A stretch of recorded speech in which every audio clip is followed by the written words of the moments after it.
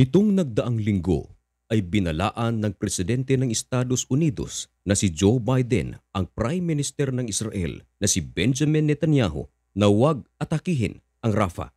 Maliban sa ibang bansa, ang United States of America ay #1 supplier ng armas ng Israel at ang babala ni Joe Biden kay Netanyahu tungkol sa balak nito na atakihin ang Rafah ay ginagamit ni Joe Biden upang maging kondisyon para sa Israel upang hindi ma-send ang mga armas na nire-request ng Israel. Paano naman ito nangyari? Ganito yan. Hindi raw isisend ng Biden administration ang mga armas para sa Israel kung ipagpapatuloy ni Netanyahu ang pag-atake sa Rafah. Ayon kay Biden, hindi niya hahayaan na ang mga armas na isisend ng Amerika sa Israel ay magiging sanhi ng pagkamatay ng maraming sibilyan sa Rafah. Sa makatwid, ayaw ni Joe Biden ang balak ni Netanyahu tungkol sa Rafah. Subalit, ang lahat na ito ay tila biglang nagbago. Sabagat nito lang nagdaang oras ay nagpupush ang administration ni Biden na mag-send ng more than 1 billion na mga armas sa Israel. Imagine mga kaibigan hindi milyon kundi more than billion. Napakalaki ng diferensya kung titingnan mo ang picture na ito, milyon at bilyon. Oo, tama ang iyong narinig sapagat ang administration ni Biden ay nagpupush ng ganitong aid para sa Israel at ang aid na ito ay mga armas pandigma. Ang balitang ito ay laman ng mga headlines ng different news agencies sa buong mundo. Kinumpirma ito ng AP, isa sa mga mapagkakatiwalaang pinagkukunan ng balita worldwide. Hindi lang ng AP, kundi maging ang ABC News, The New York Times, CBS News at itong AP News.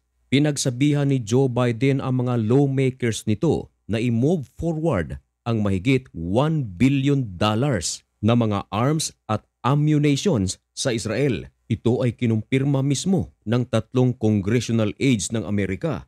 Ang nauna sa ng shipment na ipapadala ng Joe Biden administration sa Israel kasama sana ang 3,500 bombs at bawat isa nito ay tumitimbang ng 2,000 pounds. Subalit, ito ay on hold pa. Ito nga ay dahil sa kondisyon na ibinigay ni Joe Biden kay Netanyahu tungkol sa Rafah. Subalit, merong pinakabago na nais i-forward ni Joe Biden at ito ay na-disclosed nito lang Martes. At ito ay di hamak na mas malaki pa kaysa sa nakaraang buwan na on hold sapagat ang ipapadala ngayon ay merong $700 million na tank ammunition at ito pa $500 million in tactical vehicles at $60 million in mortar rounds.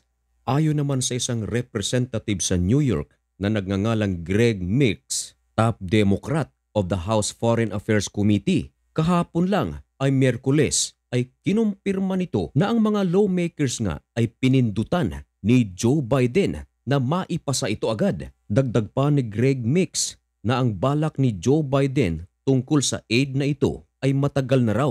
Ito raw ay noong buwan pa at minamadali raw ito ni Joe Biden kasama na ang $26 billion na aid sa Israel and humanitarian relief for the people of Gaza. Marami tuloy ang mga nagsasabi na ang unang balak ni Biden na i-hold lahat ng mga shipment na armas papuntang Israel ay drama lamang sabagat ang balak na ibibigay ni Joe Biden na mga armas sa Israel ngayon ay di hamak na mas malaki pa kaysa sa nakaraan. Subalit nilinaw ni Representative Greg Meeks na ang shipments na ito ay hindi immediate, kundi ito ay umaabot pa sa mga 2 hanggang 3 taon. Pero ang tanong ngayon, paano naman ang timing?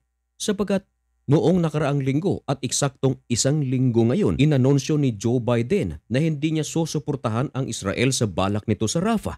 At ngayon, eksaktong 1 linggo, napakalaki ng ipinupus ni Biden para sa Israel. Maaaring hindi pa rin suportado ni Joe Biden ang balak ni Netanyahu sa Rafah na pasukin ito o atakihin ito nitong mga panahon na ito. Subalit, ang aid nito para sa Israel ay magpapatuloy.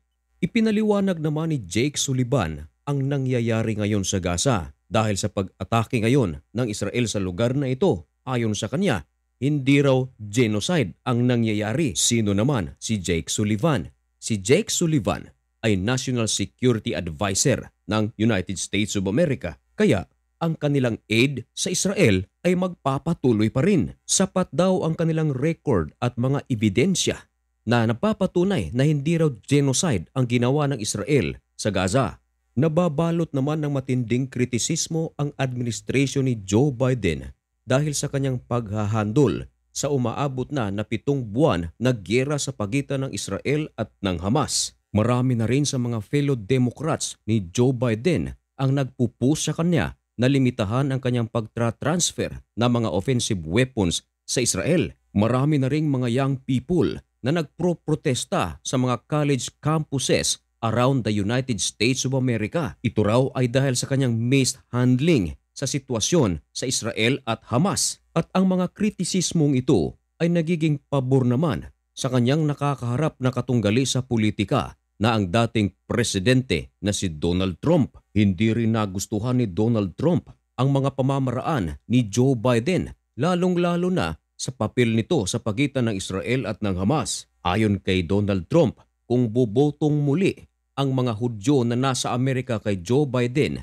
ito raw ay isang kahiyahiya at parang tinalikuran na rin daw ng mga Hudyo na nasa Amerika ang kanilang pagiging Israelita kung sila ay bobotong muli kay Joe Biden. Samantala, pumasok na ang mga tangke ng Israel sa Rafah at libu-libo na ang mga residente sa Rafah ang nagsilikas sa mga safe na lugar gaya ng Khan Yunis. Pero meron pa rin ang mga nagmamatigas at ayaw lisanin ang kanilang lugar.